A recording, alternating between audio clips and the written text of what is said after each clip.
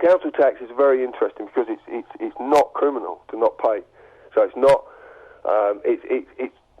it's not criminal in its own right because it's just another thing that's been suppressed. It's another thing that's put upon us. Yeah, and their system is about oppression. So if their system is built on oppression, which it is, and you can trace that back to the 1200s or even further, if it was 900, even the Dome, you could trace that back to Alfred the Great, where the Bible actually states that slavery is perfectly okay. So if you go back and you see all this, you'll suddenly see that whatever they do is perfectly okay. You see, the thing is, they've got this magic word called legal. You know, war's okay, genocide's okay, as long as it's got the stamp legal on it. Council tax is legal. It's a legal system. It's perfectly okay in their world.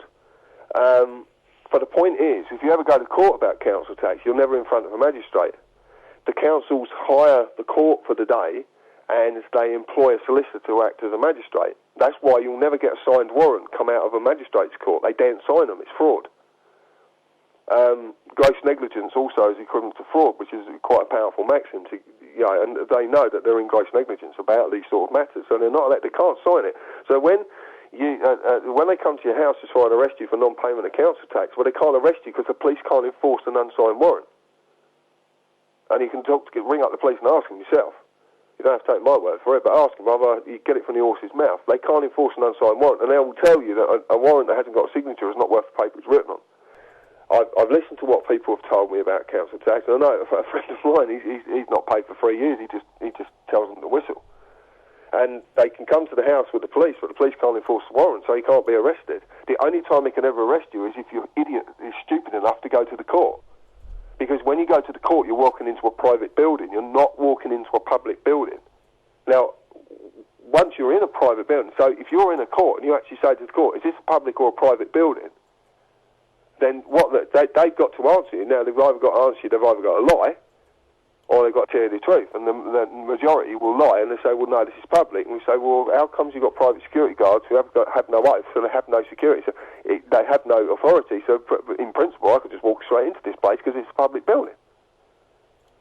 Now, when you see that the courts all have company numbers because they're all trading, and you find out the court's fines office and there's actually a bank account set up with this, a very powerful account that is possibly one of got probably most money than any other account that's used.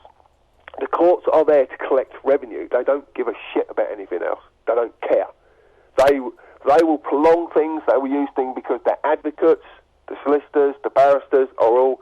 As long as all these boys are being paid, that means that the law society is being paid, the court's being paid, and every ounce of that, they will extract money. They want you to sue people. They want you to have a compensation nation. That's why everything tick a box where it's appropriate, a compensation nation, because they make so much money from it.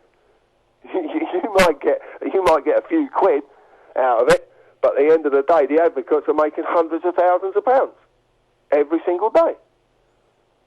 And this is why they want these systems. So that's what the courts are. Well, the council tax is exactly the same. It's no different.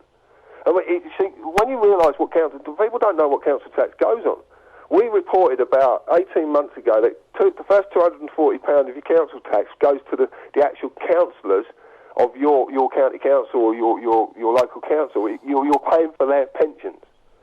And they're called copper bottom or gold-capped pension schemes. And first £240 of that the payment, whatever payment you're making on every household, goes towards their pensions, and that's why they get these nice fat cap pensions when they leave. Now, Eric Pickles, an MP, just recently come out and said, did you know that £300 of every council tax payment is now paid to the councillors' pensions? So not only has he confirmed what we said 18 months previous, he's also told us that it's gone up from 240 to 300, but there we go, there's inflation, isn't there? Always got inflation.